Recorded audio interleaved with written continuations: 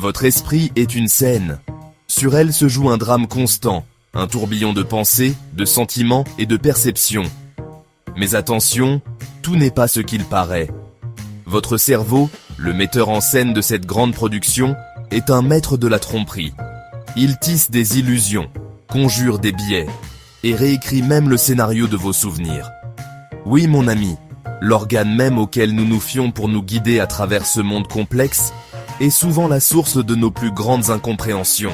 Nous croyons que nos sens peignent une image fidèle de la réalité, mais combien de fois remettons-nous en question la main du peintre? Nos cerveaux, travaillant avec des informations limitées, prennent des raccourcis, faisant des suppositions basées sur des expériences passées et des schémas enracinés.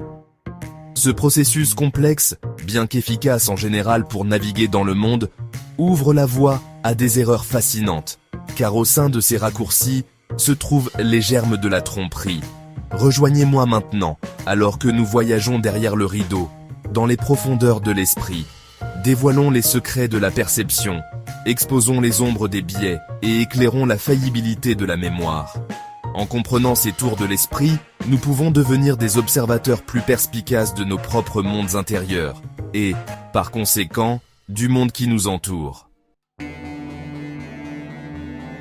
Considérez le monde des illusions d'optique, où des lignes de longueur identiques semblent rétrécir ou grandir en fonction du contexte qui les entoure. Ces énigmes visuelles ne sont pas de simples tours de passe-passe. Elles révèlent la remarquable capacité du cerveau à mal interpréter. Vos yeux capturent la lumière, la traduisant en signaux électriques qui voyagent jusqu'au cortex visuel. Mais c'est ici, dans ce pays des merveilles neuronales, que la vraie magie et la tromperie commencent. Le cerveau, aspirant à l'efficacité, recherche des motifs familiers, faisant des suppositions basées sur des expériences passées. Il voit deux lignes, l'une ornée de flèches pointant vers l'intérieur, l'autre de flèches pointant vers l'extérieur. Instantanément, il s'appuie sur sa connaissance de l'espace tridimensionnel, interprétant les flèches vers l'intérieur comme un coin s'éloignant au loin, les flèches vers l'extérieur comme un coin en saillie. Cet indice de profondeur, enraciné dans une vie passée à naviguer dans un monde en 3 dimensions, l'emporte sur la réalité de l'égalité de longueur des lignes. L'illusion, témoignage du pouvoir d'interprétation du cerveau, nous rappelle que voir n'est pas toujours croire. Nos perceptions s'étendent au-delà du domaine de la vue, façonnant nos pensées, nos croyances et même nos jugements sur nous-mêmes et sur les autres. Ici, dans le royaume de la cognition, nous rencontrons une autre catégorie de pièges mentaux, les biais cognitifs. Ces tendances inconscientes de l'esprit, façonnées par l'évolution et l'expérience, colorent notre pensée, nous éloignant souvent du raisonnement objectif. Prenons le biais de confirmation, un biais omniprésent et insidieux qui nous pousse à privilégier les informations confirmant nos croyances existantes, tout en rejetant les preuves qui les contredisent. Imaginez que vous vous considériez comme un conducteur au-dessus de la moyenne. Vous êtes susceptible de vous rappeler des cas où votre conduite était exemplaire, oubliant commodément ces quasi-accidents ou ces changements de voie douteux. Il y a aussi l'effet Dunning-Kruger, un biais cognitif qui amène les individus peu compétents dans un domaine particulier à surestimer leurs capacités.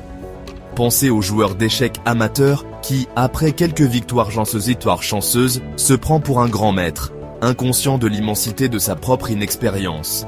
Ces biais, opérant souvent sous la surface de notre conscience, soulignent l'importance de l'humilité intellectuelle et d'une volonté de remettre en question même nos croyances les plus chères.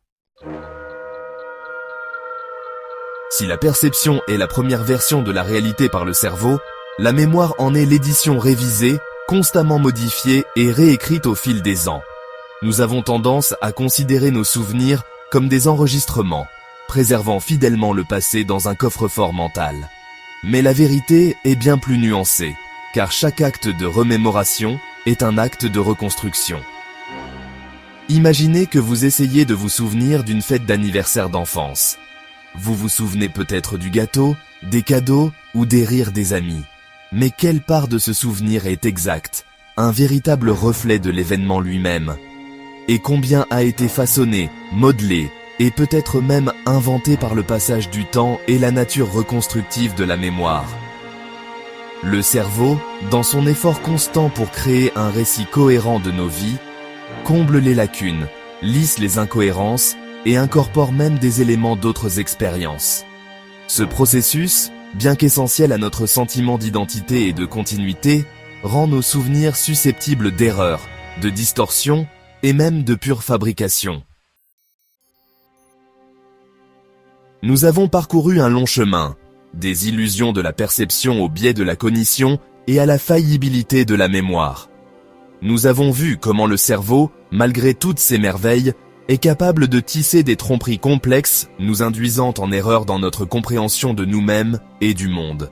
Mais ne désespérez pas, car dans cette prise de conscience réside la clé de la libération. En comprenant les limites inhérentes du cerveau, nous pouvons commencer à atténuer leur influence sur nos pensées, nos croyances et nos décisions. Cultivez un scepticisme sain envers vos propres perceptions.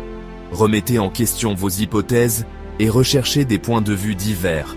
Faites preuve d'humilité en reconnaissant que vous, comme tout le monde, êtes sujet aux biais et aux erreurs de jugement.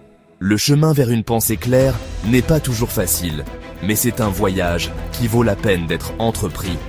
En cultivant la conscience, la curiosité et une bonne dose de scepticisme, nous pouvons naviguer dans le labyrinthe de la pensée avec plus de clarté, de sagesse et une compréhension plus profonde de l'organe merveilleux, quoique imparfait, que nous appelons le cerveau.